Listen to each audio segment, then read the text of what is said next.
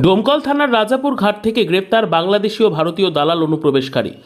গতকাল 22শে জুলাই 2025 দুপুর 1:15 নাগাদ মুর্শিদাবাদের ডোমকল থানার অন্তর্গত রাজাপুর ঘাট এলাকা থেকে এক বাংলাদেশি অনুপ্রবেশকারী ও ভারতীয় দালালকে গ্রেপ্তার করল পুলিশ।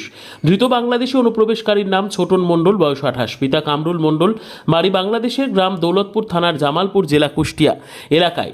তাকে এই দেশে অনুপ্রবেশে সাহায্য করার অভিযোগে গ্রেপ্তার করা হয়েছে ও ভারতীয় দালালের নাম সাব্বুর আলী মণ্ডল ওরফে সাবু, বয়স 37, পিতা বাবুর আলী মণ্ডল, গ্রাম রামনগর, থানা হোগলবাড়িয়া, জেলা নদিয়া।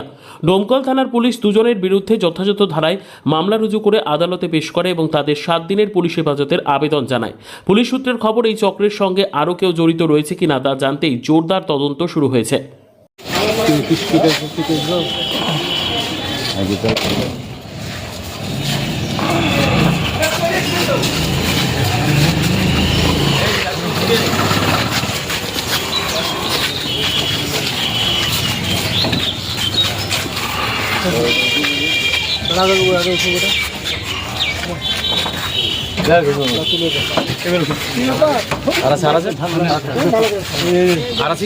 উঠে গেলাম তাহলে।